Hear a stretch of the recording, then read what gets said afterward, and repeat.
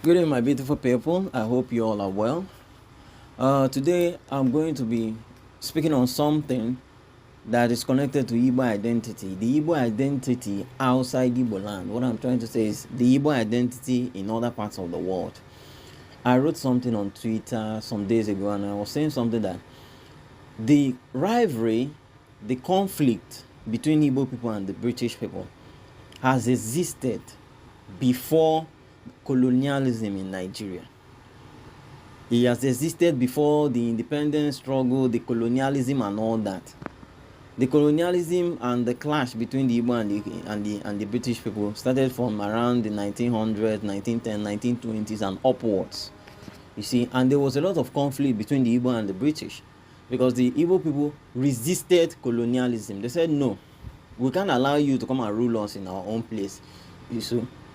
And so it took the British people about 3 decades before they could suppress the entirety of Igbo land and put them under colonial administration. So it took them a lot of time, it took them a lot of resources. There was a lot of debt on both sides. And so I tried to point out a fact to some of our people, Igbo people in the southeast today. I said conflict between the Igbo people and the British is earlier than the colonial struggle. The Igbo people have been in conflict with the British people as far back as the 1700s, as far back as the 1800s. We have been in constant clash with the British people for very long. The rivalry goes back up to 300 years and more, you see. And so some of our people who don't know, I'm going to break it down for you. You see, as far back as the days of the slave trade, when the Europeans, mostly the British and also the Spanish, the French and all that, when they were taking people from the Bight of Biafra down to the Caribbeans, down to the Americans, you see, they took a lot of Igbo people.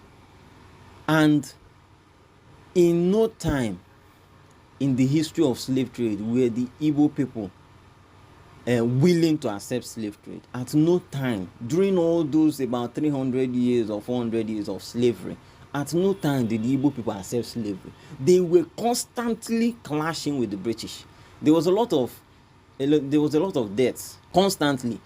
When you go to the history of the Caribbeans and the Americas, some of those island nations, when you talk about Jamaica, when you talk about Haiti, when you talk about Belize, when you talk about Barbados, when you talk about even Antigua, when you talk about Tobago, when you hear Trinidad and Tobago, the Tobago side has a lot more Igbo ancestry.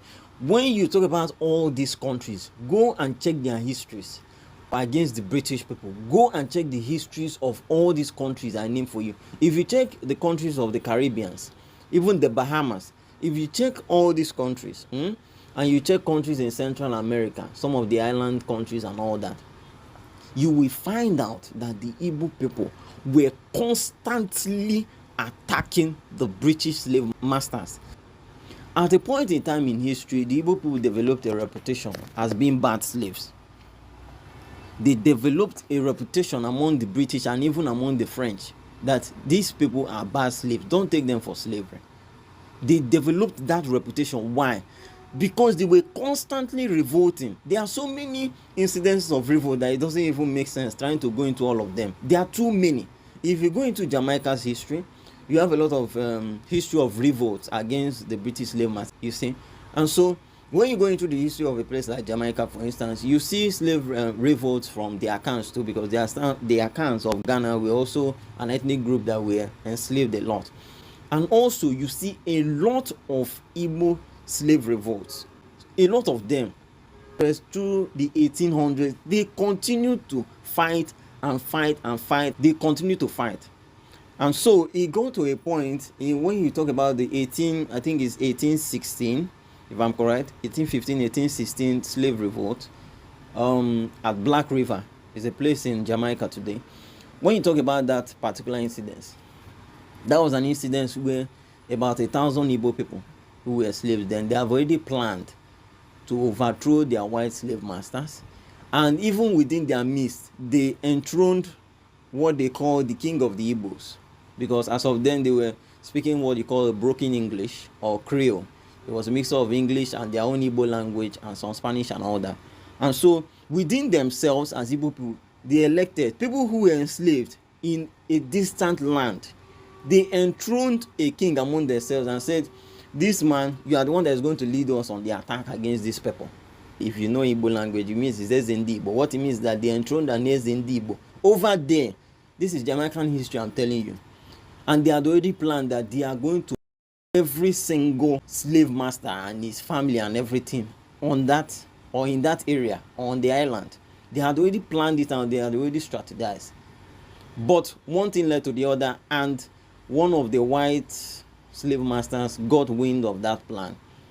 And so those who planned it and even the Ezindi Igbo that they enthroned were. But it is recorded in history that even the Ezindi Igbo, when they wanted to, he was not even afraid of them. He told the white slave masters to their face, look, you can, but I assure you, we have already laid down the plans, and sooner or later we are going to strike you people. It is there in the record. During his trial, because what the white people do is that they put you on trial, like a court case or something, and they charge you. They say you are charged for conspiracy and all that. You know, during his trial, he was not even fidgety or afraid. He told them to their face, look, he said, you slave masters, you white people, I have already laid down the plans for my people, and they are going to execute it sooner or later. We are going to wipe all of you out. That is what he told them before he was, you see. And so these are instances you see throughout the history of these island nations in the Caribbean. Unfortunately, the Igbo history of the Caribbean is not much talked about. Let me say it is circumstance that caused it, because normally it should be the Igbo people in Igbo land today in Nigeria that should be talking about it. But I know that we cannot even talk about the history of the Caribbean when even us in our own place, we are struggling to survive. You should be talking about your survival before you talk about the history of the Caribbean. The Caribbean is more or less 60% Igbo history. I'm telling you the truth. The history of the Caribbean and Central Americas, those islands, it is 60% Igbo history. I'm telling you the truth, without sentiment. And so this is how they continue to revolt. Okay, quickly, we can also talk about Haiti. Haiti is a country that back then the black slaves, the island was being controlled by the French people. And so the Igbo slaves, there were a lot of slaves there from other African countries. It was a mixture of black people, of black slaves, but the Igbo were in the majority in Haiti. The Igbo were in the majority. And so at a point in history, when these people were tired of slavery, do you know what they did? They rose up against the French government in Haiti. The French government as of then, or the French power as of then, was a world-known power. It was very powerful. The French people were very, very powerful in that time, you see. And so when the Igbo slaves got tired of the slavery thing, they said, these people, we are tired of this. They rose up against the French government in Haiti and fought the French government for 13 years. Between 1791 and 1803 or 1804, thereabouts. 1804 if I'm correct. They fought the French government. And this was one of the few rebellions that actually totally destroyed the colonial masters. 13 years of fighting. And after that, they ruled themselves in Haiti till today. After defeating the French government and all the other conspirators that were fighting with the French, there were thousands of French civilians still remaining in Haiti. But these people, the black slaves, the Igbo slaves, and the rest of the African slaves, they said, these white people, there's no way to integrate them. There's no way we can bring them into our society. They will continue to find ways, you know, to dominate us and probably invite the French soldiers back. And so they took about 4,000 to 5,000 French civilians and then them. In Haiti, it happened. These are the histories that the colonial masters, the British, the French people recorded. They have it recorded down, but they don't talk about it. This is the aspect of the British and the French history that they don't talk about. They don't mention it. In history, Igbo soldiers fought them, defeated them, pushed them out of the island, and defended the island, because Those people kept coming back. The French kept coming back to try and retake the island. They could not. That is how coordinated those people were. They tried taking the island back from the Igbo slaves and the rest of the Africans, but they could not. Haiti defended herself continuously. It was only later the French people now came with diplomacy. They said, okay, instead of fighting, let's work together instead. But unfortunately, they used that means and subverted the Haitian government. But that is all in the past now. I'm just trying to let you know that the Igbo people and these people you call the British and even the French, the Igbo people have been fighting them for a long time, even before Nigeria was created. Even before colonialism started, the Igbo people have been fighting and fighting. Sometimes successful, sometimes they are not successful, but they keep going. They don't give up. They don't give up. And that is why at the point in history, they recorded the Igbo people as bad slaves. They said these people are not good for slavery at all. It's not good to use them as slaves because they will continue to look for a way to exploit you, the slave master. You see. So this is just an aspect of Igbo history that some of us need to capture. Maybe in the future, when things are more organized in Igbo land, we will reconnect back with the Caribbeans, because I will repeat it. The Caribbean history, you see all the Caribbean nations and Central Americas, their history is tied to the Igbo nation. Their history is Igbo history, at least up to 60%. Caribbean history is Igbo history up to 60%, and I say it confidently. I see their comments on the internet. Many of them are proud Igbos. Many of these people of the Caribbean, they are proud Igbos. They are not lost. They are proud Igbos. They know that they came out from the Igbo race, and they claim it till tomorrow.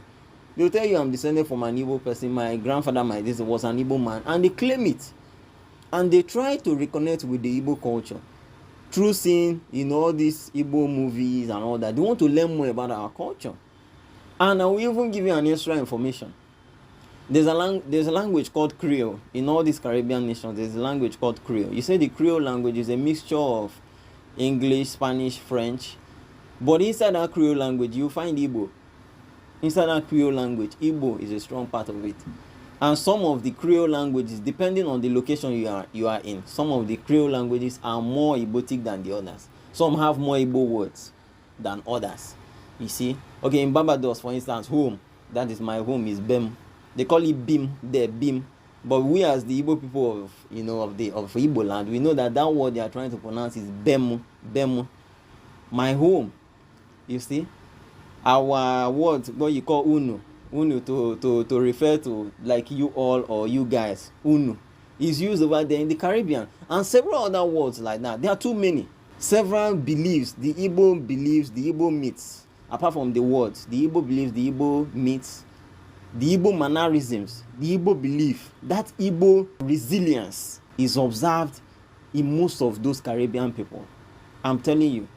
So it's very incredible. And one day, we will reconnect with them fully. Special recognition for the people of Haiti. Special recognition to them, as well as the other countries also. One day we will all be free. Thank you.